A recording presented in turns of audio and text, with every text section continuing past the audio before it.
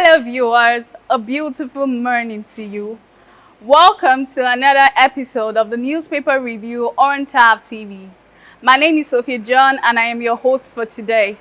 And also, I won't be doing this alone. I'll be doing this with my wonderful Kosi. Kosi, how are you doing today? I am fine, I'm good. I feel great, I feel fine, I'm okay. Thank you for joining us on this news. Thank you so much. You're most welcome. So how are you seeing this weather?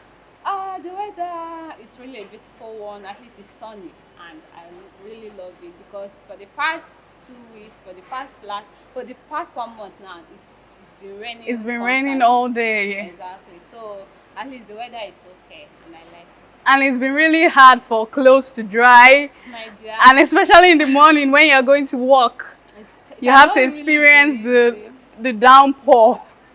Of rain and all that, but I thank God. At least today is a very beautiful morning, and I'm okay. I'm happy. Wow. Thank you very much for joining us once again. I need to appreciate you. Thank you so much. Thank you so much. All right, a lot of stories today. We have heard a lot of things. A lot of stories making the Nigerian newspaper headlines. So without making much ado, we'll have to kick over to our first newspaper of the day. And we'll be starting from the Guardian newspaper. The Guardian is leading with a story on inflation. Nigerian spends over 99% revenue to service debts as inflation bites harder. You find this on page 6 of the newspaper. PDP LP knocks APC over alleged plot to intimidate the presidential election petition courts. That's on page 3 of the newspaper. Sit at home, businesses, schools open in Enugu as Umba vows to seal locked businesses. That's on page 9 of the Guardian newspaper. APC chieftains explain why Adamu was removed as progressive takeover. That's on page 6. Fresh concerns over cancerous sweeteners in food and beverages. Details of that on page 4 of the newspaper. Nigerian confirms first anthrax case among animals in Sulaja. That's on page 30 of the Guardian newspaper. All right, Ms. Kosi, I would like you to share your thoughts on this story on page 29. Sit at home, businesses, schools open in Enugu as Umba vows to seal locked businesses. Well, Mr. Governor, I really applaud you on this wonderful policy you've made. But the question here should be, how or what are the measures you have put in place to make sure that to ensure the security and safety of these citizens? Because it's not just telling people to come out and go about with their normal businesses. It's really not an easy one. For the fact that they've been living in fear for the past 2 years now, or a year and now. For more than a year. More than a year, right? So this sit at home has been there. It's really not easy to just come out and start going about your normal businesses just like that. He should give them the assurance that their lives are secure, because we all know that the Southeast, you are losing money because of this sit at home. And the reason why I'm applauding him is that at least there are a lot of business things that are meant to be put in place on this because of this Monday sit at home and all that. But because of it, a lot of people have lost millions. Even the government has lost millions. The federal government, the state government has also lost. So my own question is, he should give them that assurance that even if they are coming out, even if they are also sending their kids to school, and how well are their kids secured? But do you think the insecurity in Nigeria, the security sector, they are not really doing much. You understand? So you telling people to come out even on that Monday, it's really something that is so you scary. don't feel it's a good move by the governor? No, that's why when I started, I applauded him. You understand? It's a very good move. But the problem is, how well are we going to? How sure is he that this man will not just come and attack again? Because we, the citizens, are the ones going to bear this burden. And all he has to do is to come out and tell us we commiserate with this government with this citizen or this family for their loss. but we are the ones to bear the burden. You understand? You telling people to come out, him telling people to come out and go about, open their shop and all that, that if he should see any shop or store locked, that he's going to take it out and give it to another person. You won't blame these women. Who doesn't want to come out and go about their normal life? But they are scared. But they are scared. In a country where your safety is not assured, you don't expect them to just come out like that. Yeah, they said they brought out some security men, but we know the country we live in. We know how poor our security sector are, because judging from the high rate of insecurity in Nigeria, you understand? So I don't think he should give us that security, that assurance, that even if we come out, nothing will happen to us. Not just telling them to come out without giving them that assurance. So my own point here is that these women, they are somebody's mother, sisters, you understand? Their kids, you telling a mother to bring out her kids outside on a Monday morning that is meant to be sit at home, it's really not a right thing to do. Yeah, these IPOP people, yeah, they've really been agitating for secession, quite all right, which because of the marginalization they've been getting and all that. But my own is the way they are going about it is really not a good one, because we are demoralizing our own economy. You understand? Yeah, they are trying to do it in such a way that it will pain the government, it will have an effect on the government. But in another way, imagine someone in all these Ikeja markets in different places. Markets, you understand? They are there hustling, going about their daily businesses and all that. But us, we in the southeast, we are suffering. On a Monday, you stay at home doing nothing. This is like demoralizing and degrading the economy of the Igbos. Okay, Kosi, I have a question. Okay. Do you think there's anything the governor can do to calm this problem in the southeastern state? Do you think there's anything the governors can do? Okay, in my own opinion, I feel the governor should first of all negotiate with this group, this IPOP group, negotiate with them before putting the lives of his citizens out there. He should negotiate with them before coming out, before making all these policies. You understand? Yeah, agitation can be aggressive, you understand? But I feel there's something in my secondary school, in my university days, then my lecturer taught me then. He said there's something called diplomacy. They should come, sit down and talk it over. You understand? That is the first step the governor is supposed to take before coming out to make this type of policies. This group, IPOP, them implementing sit at home and all that, is illegal, it's unlawful, quite all right. But diplomacy can go a long way in solving this issue of sit at home in Southeast. The government should at least hear and listen to their cry. These people, they are agitating to be recognized in government offices and government positions. You understand? Because they feel, if you remember, this animosity, this anger, it dated from the civil war they had, the 30 months, yeah, that's 3 years. It lasted for 3 years civil war. And yeah, the Igbos, they subjected during that time. But if you look at it, you see that it was because these people promised that there was nothing like victory. There is nothing like victory, and there is nothing like vanquish. You understand? That everybody is equal. That nobody lost, nobody won the war. That is just equal. And we were deceived then. We were deceived. And also there is something called the Abure Accord. If you remember when Ojukwu went to Ojukwu and the former head of state Gowon, they signed that Abure Accord that the Igbo should go their way, the Hausas, Yorubas go their way. They agreed to have a confederal system where every state will be independent and be able to manage their own resources. But when they came back, they had to turn the table around. That's why the Igbos are agitating this thing is because of this Abure Accord. That's why there's one popular slogan of the Igbos, they always say, in Abure we stand. In that discussion they had is what they stand. You understand? So that's my own opinion on this. All right, thank you very much for that one. Let's move over to our next newspaper for today. Our next newspaper, we'll be looking at the Daily Sun.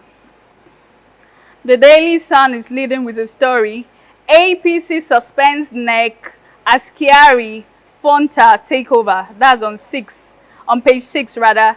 Tinubu returns after AU summit in Kenya.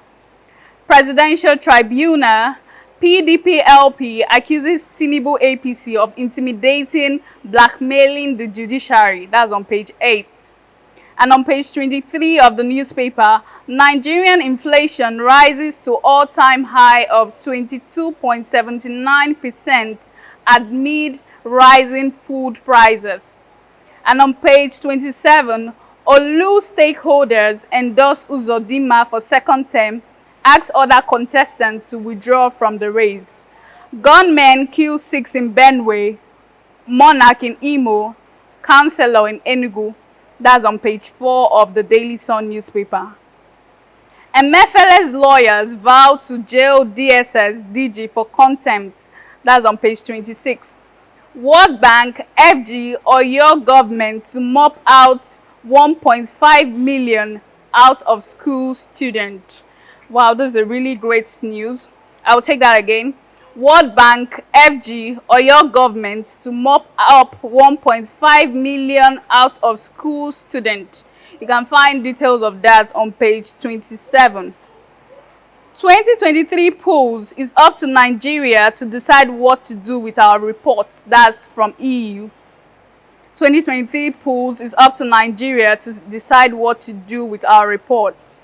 You can find that also on page 6 of the newspaper. Author Eze donates 100 million naira to Ohanese's Indibo. That's on page 26 of the Daily Sun. And the last story on the Daily Sun, soldiers intercept southeastern borders. Sorry about that. Soldiers intercept southeastern bound guns and ammunition. One truck heading from Anambra. That's on page 4 of the Daily Sun. Okay. All right, Miss Kosi, I would like you to share your thoughts on this story. On page 8, Presidential Tribunal, PDP LP accuses Tinubu's APC of intimidating, blackmailing the judiciary. That's on page 8 of the Daily Sun newspaper. I think this is in response to the final written address to the court. Yes, when Tinubu asked them that they should undermine the nullify the 25% in FCT to ensure stability. Let me just use that word in Nigeria. So what do you think? It's actually a very funny one because to me, I feel everybody is trying to APC. They are trying to lobby the judiciary to their own favor. In a country where the citizens votes are not considered. In a country where they don't even care about the welfare of the citizens. Imagine a government saying that he came into the power. He's contesting for this power because it's his own turn. Who does that? Who does that? Imagine a country without a candidate saying that he's just coming because it's his own turn to rule Nigeria. Like, it shows the type of system we are practicing. Like our democracy we shared. claim that we are practicing democratic system of government, but it's really not. Democratic system of government gives the citizens every right to elect their own leaders. We all know that during the 2023 election that was held on 25th of February, we came out, the citizens, Nigerians came out in mass to vote for their own favorite candidate, whom they didn't feel that will take over this country, will govern this You know, country, speaking will lead about this that, country. I must commend Nigerians, especially the youth. Exactly. Their participation in the election was really something to never be forgotten. And if you remember, it was The during that 1 time- million march. Exactly. People came out, like, it's not as if this time around everybody was feeling nonchalant or Even apathy. under the rain, people Under were the there. rain, I came out to vote. Under the rain, I came out to vote. But what did we get? We still get the same people. Like, I feel that this voting is just like just a protocol that has to be followed. Let it It's look not- like just we are let not it look doing like we are not doing the kind the democracy. democracy is something that we claim to be doing. It's just a protocol that has to be followed. So the PDP, the Labour Party, saying that they are trying to lobby. They are threatening the judiciary. What do you expect in a country where the judiciary are not independent? Do They you are see acting it? in the favor. They are acting. Sorry, in the if I favor may of the- comment, Yeah. Kosi, did you see the president's comment as a threat? Or you felt he was just trying to, maybe he was concerned about the stability of the Nigerian economy, or he was just trying to do something in his own Actually favor? or truly concerned about the stability of the country, he should come down so that the right person that we voted for will take over. Because we Nigerians, we know the person that we voted for, we know what we want. You understand? At least it's a clear evidence during this 2023 presidential election. People came out, even in the federal government, federal capital territory. They even had one person recorded 25% of the votes. He being Bola Tinubu is the president, quite alright, but he wasn't able to even secure the 25%, which is a very important requirement for you to become a president of the federation. But some people actually are of the opinion that the 25% isn't really important, that some states can love a candidate more, so the 25% in the FCT isn't really important. I think I will kind of go with you on that, but still, it still remains a very paramount thing in terms of this voting. When it comes to election, at least the federal capital, a candidate supposed to have at least 25% of voting from a particular this Abuja. Abuja is regarded as the center of excellence. You understand? It's not as if not just a lot of different We tribes have different people are there. there. You understand? At least, even though for you to be seen as someone that is qualified for this presidential election, I feel that he's supposed to have at least 25% of the votes, which to make that people actually voted for you and not you voting for yourself. You understand? So that's my own take on it. The Labour Party, the PDP, they should take heart, because in Nigeria we are in a country where power corrupts, absolute power corrupts absolutely. Corruption has rooted into deep into Nigeria, that even a child born today is corrupt. So we don't have anything to do about it. So that's my own opinion. All right, thank you very much for your opinion. Okay, we go on a short break. When we come back, we'll take our last newspaper for today, so stay tuned. Hey there! Are you looking to record your videos, do your voiceovers, and take your professional pictures? Look no further. With our state-of-the-art newsroom, photography, kitchen for our food content creators, and exclusive children's studio, we certainly can deliver the best studio experience. Our carefully designed studio space can bring your diverse creative content ideas to life. We aim to consistently serve value to our customers far and wide. Come, let Tharv Media give life to your dreams. Tharv Media, a slice of infotainment. Welcome back. This is still the newspaper review on TAV TV. All right, we'll move over to our last newspaper for today, the Nigerian Tribune. The Nigerian Tribune is leading with a story, how Adamu lost out as APC chairman. That's on page 16. His many sins. VP loyalist Kiari rather, sorry about that. Kiari, now acting chairman. Deputy National Secretary replaces Omisore. Special convention to hold soon. You can find the details of this on page 16 of the newspaper. High food prices push inflation rate to 22.79% on page 7 of the newspaper. FG confirms first case of anthrax in Nigeria. That's on page 8 of the Nigerian Tribune. Poetry industry on verge of total collapse. Pan cries to Tinubu. Details of that is on page 12 of the Nigerian Tribune. 2,300 ghost workers removed from payroll, 200 million saved. This is from Abia State government. That's on page 3.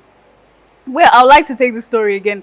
2,300 ghost workers removed from payroll, 200 million saved. That's according to Abia State government. Ondo Council vice chairman dies a week after chairman's death. Page 2 of the Nigerian Tribune.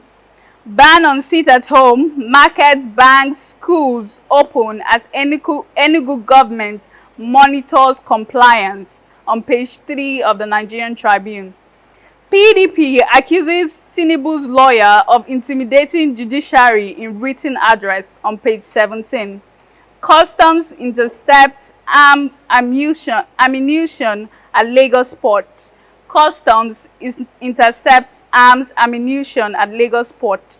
That's on page 28 and 29 of the Nigerian Tribune. You can go to any newspaper stand in Port Harcourt and pick up the Nigerian Tribune. You'll see those headlines.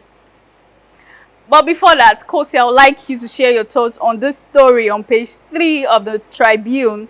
2,300 ghost workers removed from payroll, 200 million saved. That's in Abia State.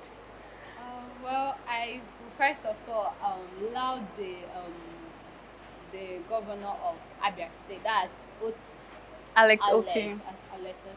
Like, he did a very wonderful thing, introducing the system of the unified payments method in Abia State, and I feel other states should emulate from this, because he was able to eliminate, imagine 2,300 ghost workers.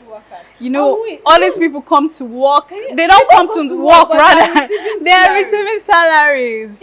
Why they should be those spaces meant for people ready to work. Exactly. We are seeing that there is high rate of unemployment. But these people, they are there collecting salaries, claiming that they are workers, whereas they are not.